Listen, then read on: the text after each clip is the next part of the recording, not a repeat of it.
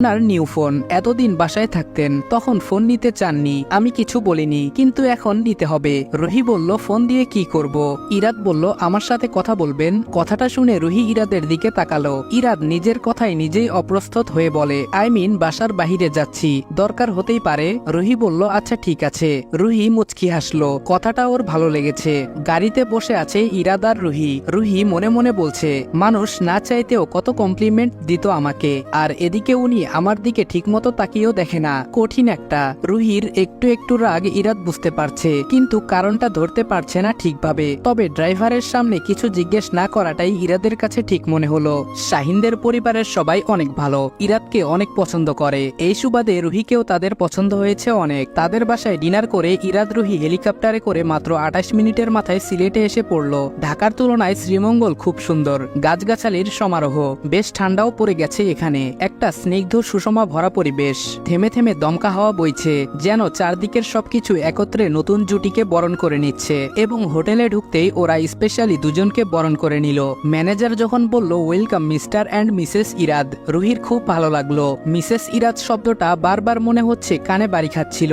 সবগুলা formality complete করে যখন ওরা রুমে যাবে, তখনই ইরাদের ছোটবেলার স্কুলের বন্ধু আরিশা আর পিয়ালের সাথে দেখা হয়। ওরা কলেজে থাকতে প্রেম করে বিয়ে করেছিল, আজ তারাও ভ্যাকেশনে এই হোটেলে উঠেছে। এভাবে দেখা হওয়ায় তিনজনই খুব খুশি হয়ে যায়। রুহির সাথেও পরিচয় করে নেয় আরিশা নিজে থেকেই। আরিশা বলল, মেয়েটাকে তোর ওয়াইফ? রুহি বলল, হুম। ইরাদের আগেই রুহি উত্তর দিয়ে দেয়। আরিশা আর পিয়াল অনেক খুশি হয় খবরটা শুনে। আরিশা বলল, মেয়েটা অনেক মায়াবতী ইরাদ। ইরাদ বলল, থ্যাঙ্কস দোস্ত। পিয়াল বলল, তোরা কোন রুমে উঠেছিস? ইরাদ বলল, 504-এ। আর তোরা? পিয়াল বলল, হানিমুন সুইটে। রাইট? ইরাদ বলল, হুম। আরিশা বলল, তোমার নাম কি ভাবি? আর বিয়ে কবে হয়েছে? রুহি বলল, আমার নাম রুহি, আজ সকালেই। পিয়াল আর আরিশা একসাথেই বলে ওঠে, ওয়াও। আরিশা, শোনো, কিছু কথা বলার আছে। এই বলে পিয়াল একটানে সাইডে নিয়ে গেল ওকে। কিছুক্ষণ পরে দুজন হাসতে হাসতে বলল, ইরাদ, তোদের রুমটা দেখে তারপর আমরা চলে যাই, কি বলিস? ইরাদ বুঝতে পেরেছে ওরা কোনো দুষ্টামি করতে পারে, কিন্তু আবার ভাবলো এখন কি বা করবে। মনে কিছু প্রশ্ন থাকলেও ওদের সাথে করে নিয়ে গেল ইরাদ। চারজন মিলে ইরাদদের রুমে গেল। খুব সুন্দর করে রুমটা সাজানো হয়েছে। ফুল হোয়াইট একটা রুম, রাউন্ড বেড, একটা সোফা, টিভি, বার, সবকিছুই আছে এখানে। এর ওপরে রেড রোজ দিয়ে সাজানো, একদম রোমান্টিক একটা আমেজ তৈরি হয়ে আছে। যে কারোই নেশা ধরে যাবে এই ঘরে আসলে। পিয়াল ইরাদকে নিয়ে ব্যালকনিতে চলে গেল।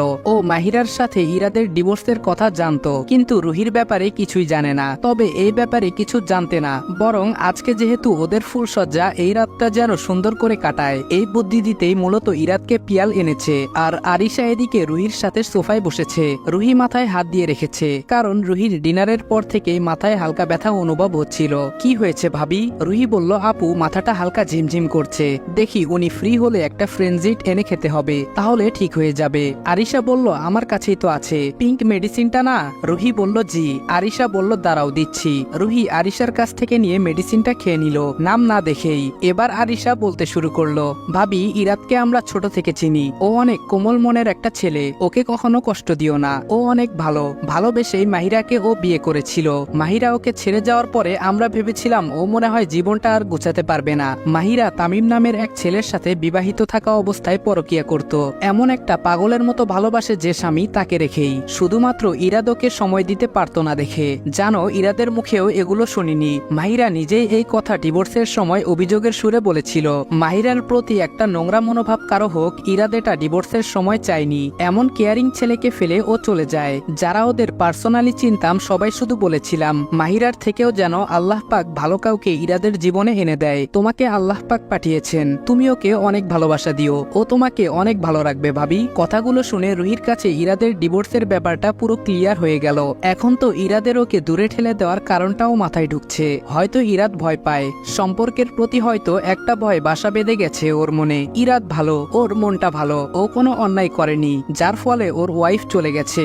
বরং ওই মেয়ে না গেলে হয়তো আজকের এই ইরাদকে রুহি পেত না। আরিশার হাত ধরে রুহি বলল, আমি আপনার বন্ধুকে নিজের থেকেও অনেক বেশি ভালোবাসি, ইনশাআল্লাহ অনেক যত্নে রাখবো, তার জীবনের কালো অধ্যায়গুলো ভুলিয়ে দেওয়ার আপ্রাণ চেষ্টা করব। আরিশা বলল, শুনে অনেক খুশি হলাম। আচ্ছা ভাবি, তোমার কি ওর সাথে লাভ এট ফার্স্ট সাইট হয়েছিল, নাকি ধীরে ধীরে প্রেমে পড়েছ? রুহি বলল, ধীরে ধীরে প্রেমে পড়েছি, আর আজকে বুঝতে পেরেছি তাকে আমি অসম্ভব পরিমাণে ভালোবাসি। এই বলেই রুহি একটা লাজুক হাসি দিল। এরপর রুহি আর আরিশা ফোন নাম্বার এক্সচেঞ্জ করে নিল। এদিকে পিয়াল আর ইরাত চলে এসেছে। আরিশা বলল, পিয়াল সময় হয়ে গেছে, এসে পড়ো ডার্লিং। ইরাত বলল, যা যা, তোর বউ ডাকছে। পিয়াল বলল, কাজ কি হয়েছে আরিশা? আরিশা বলল, একদম, এবার চলো। পিয়াল যাওয়ার সময় ইরাতকে বেস্ট অফ লাক বলে চলে গেল।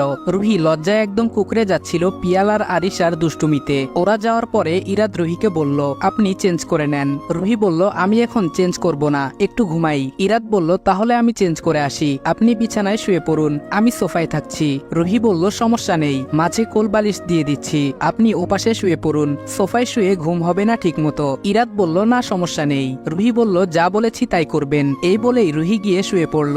ইরাত ফ্রেশ হয়ে এসে সোফায় বসেছে। রুহি কাত হয়ে বিছানায় শুয়ে আছে। ইরাত ওর দিকে একবার তাকিয়ে অন্যদিকে তাকিয়ে রইল। এমন একটা পরিবেশে এই মেয়েটার সাথে কেমন যেন লাগছে, মনের ভেতর আনচান করছে। রুহির প্রতি ওর একটা মায়া কাজ করে, এটা ইরাত বুঝে, কিন্তু আজকে ওকে বারবার তাকিয়ে দেখতেই ইচ্ছে করছে। বেশ করে বিকেলে সবটা শোনার পর থেকেই মেয়েটার প্রতি যত্ন আর টানটা চক্রবৃদ্ধি আকারে যেন প্রতি সেকেন্ডে বেড়ে চলেছে।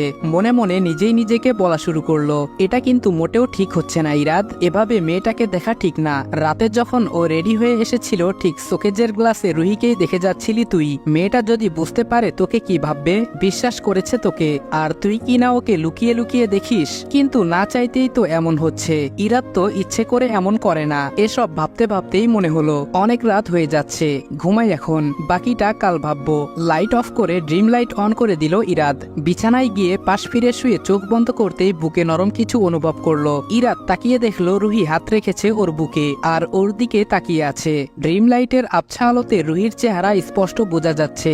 ইরাত কিছু না বলে আস্তে করে হাতটা সরিয়ে দিয়ে অন্য পাশে ফিরতে চেষ্টা করে। তখন রুহি ওকে হাত দিয়ে টেনে ধরে বাধা দিয়ে জিজ্ঞেস করে, দেখতে ভাল লাগে না আমাকে? অন্যদিকে ফিরছো কেন বলো? রুহির কথা শুনে ইরাত ভেবাচেকা খেয়ে যায়, চোখ বড় বড় করে তাকায় ওর দিকে। আসসালামু আলাইকুম এভরিওয়ান, বিচ্ছেদ গল্পের 4 নাম্বার পর্ব এখানে শেষ করলাম। ভিডিওটা ভালো লাগলে লাইক এবং কমেন্ট করে দিও এবং